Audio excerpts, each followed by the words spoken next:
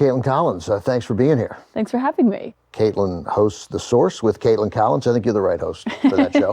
It's weird how I got the job. Yeah, totally crazy, yeah. Caitlin's here to program another film on the list from the New Republic of the 100 most significant political films of all time. Number 20 on the list, The Candidate with Robert Redford from 1972. My father, who was George McGovern's campaign manager and Bobby Kennedy's press secretary, said that The Candidate, The Last Hurrah from 1958, and All the King's Men from 1949 were the three most accurate political films ever. There is a definite sense of realism to The Candidate, and you've covered so much politics, so many campaigns. I suspect recognize that, this one feels authentic. Well, it's like everyone says, Veep is a much closer show to what's actually happening in Washington than House of Cards ever is. The Candidate is much more actual Washington than, Mr. Smith Goes to Washington, in the Definitely. sense of he does begin as this idealistic candidate, but so quickly he is swallowed up by the party kingmakers and the system and the political consultants. And it goes from having these strong, heartfelt positions that he truly believes in to platitudes. He's asked later on in the debate if he supports busing, and he doesn't answer it after previously saying yes. Which is it, for or against? Well, we can't let a school bus carry all the burdens of our society. You just see how it changes people because they want to win. That's right. The movie opens with a candidate who we never see again. It's a losing senatorial candidate. And it's great because the first shot we see of him is he's on a couch drinking with his kids and his wife, and they're all slack-jawed, right? They can't believe this is over and they lost. And the political consultants who the candidate this movie is about as much as the candidate, played by Robert Redford, afterwards they're like, it's too bad about this guy, hell of a guy, really nice guy. And they're like, never had a chance, right? And then they're like, all right, where are the golf clubs? I'm going on to the next thing. And what stood out to me about that scene was, yes, the candidate himself, he's just sitting there, obviously he's realizing he's about to have to go give this speech that he doesn't really even believe, in the sense of, the concession speech. But I'm thinking of all the political consultants and the team is in the background drinking and kind of talking. Yeah. It means nothing to them. No. It's devastating to the candidate. It means Right. nothing to the team. I'm actually thinking about this because of looking at how much is spent on campaigns in the primary. And, it's all for naught in the end for a lot of them. For all but one in the end, really, right? So the candidate grew out of Redford watching the 1968 conventions and recognizing that these aren't political conventions. They're orchestrated as a promotional television show for the candidate, who by that point, now at the conventions, we know who it is. And he was frustrated by that, and he hired this guy, Jeremy Larner, who wrote this screenplay. Larner had worked for Senator Eugene McCarthy in '68 and was disillusioned, and wrote this great, biting, I guess it's a satire, although it feels pretty darn authentic, about running a campaign. I mean, the script is really sharp. When I watched it, it kind of reminded me of something that we always try to do in interviews, which is to cut through the talking points. And I kind of meticulously study the talking points from these politicians because they say the same thing over and over. And you see that in the film where he's just giving the same speech over and over. And the more you are familiar with it, the more you can kind of cut around it.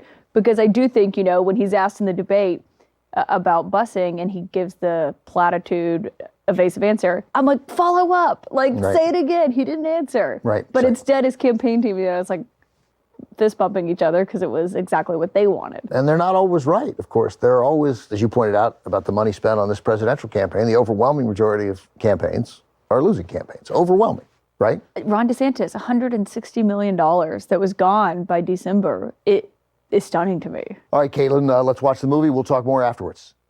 Here it is, from 1972, directed by Michael Ritchie. Robert Redford leads the cast, also with Melvin Douglas, Peter Boyle, and Alan Garfield, The Candidate. I'm back with Caitlin Collins, host of The Source with Caitlin Collins on CNN. Thanks for being here. Thanks for doing this. As we look at the New Republic's list of the 100 most significant political movies of all time, we just saw The Candidate, which was number 20 on the list. That's the movie you picked. You've covered a lot of campaigns. This movie still strikes you as authentic. It's aged so well. It has and really it rings aged well. So true. Now, there are definitely some politicians, that I've met over my, 8.5 years that I was in Washington that are truly idealistic and they can't be swayed. And, somehow it works for them. There's a lot who they are in the political consultant world where you can see how, and in this film, it's someone who he wasn't even seeking office. He had no desire, even though his dad had been the governor of California. He had no desire to run for office, and he's this idealistic person and cares about the climate and what's happening there. And you just watch how he says, I'm not going to change. I'm going to say what I want. William K. Howard, he's the broadcast journalist, and he kind of eviscerates him. Those early hard statements of his are turning into mush. And you can see that moment where everyone else is saying, oh, don't worry about it. But you can see it breaks through to It McCain. resonates. And I want to praise Don Porter, who played Crocker Jarman, because that guy you had to recognize. Yeah, I think it was best encapsulated by the scene where there's the fire in Malibu, and Bill McKay is already there. He's on the scene. He's got his whole team. He's trying to figure out what to say. And then here Crocker comes and choppers in, lands, stands in front of the fire. Perfect. TV brain, I was thinking perfectly positioned. It's exactly where an advanced staffer would put him. He says he just got off the phone with the president. He's declaring an emergency in Malibu, and the fire will be out in 24 hours.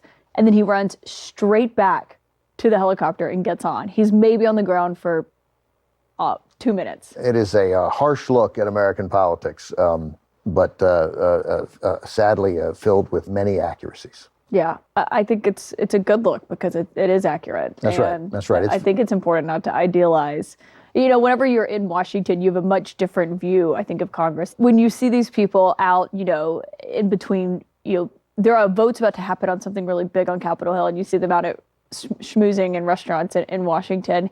It's a real thing. When I was at, this is my way of saying I went to the Columbia Journalism School.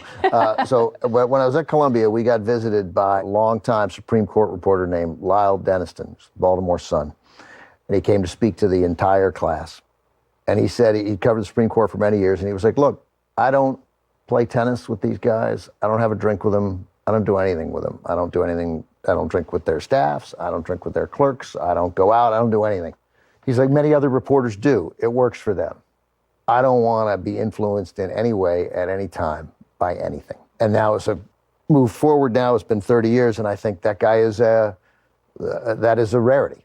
Right? It is very hard not to. And part of the way you get stories is by fostering those relationships. But that relationship creates a relationship. It's very hard to cover politicians and not manage and not socialize with them, right? Yeah. That is a total rarity. And, I always compared Washington to being kind of like a cruise ship in the sense that it's always the same people. You're just at the same party, you're just in different locations, but it's exactly the same people everywhere you go. But you definitely see reporters who fall prey to that. But what I always witnessed also, which I always, rebelled against, which was a kind of people-pleasing sense. And, people are so scared to get yelled at or to maybe cut off their access. And I always found that if you're tough but fair, you don't have to be, a wallflower. But if you're fair, people will respect it more, and they'll still call you back. It may be a period of time, and I've definitely had sources where we fell out of contact because they didn't like something I reported, even though it was true. And they always come back into the fold, I have found. If you're fair. I think you should assert your position, and that you're not there to be their friend, and you're not there to not publish something on it because they don't want you to. It's literally your job. Caitlin Collins, thank you very much. I very much enjoyed this conversation. Thanks for having me. This was great. Caitlin's done for the night, but the political movies continue here on TCM, so stick around. Next on TCM, Harlan County, USA. Then The Manchurian Candidate. And later, Weekend. Take a break with TCM Tonight.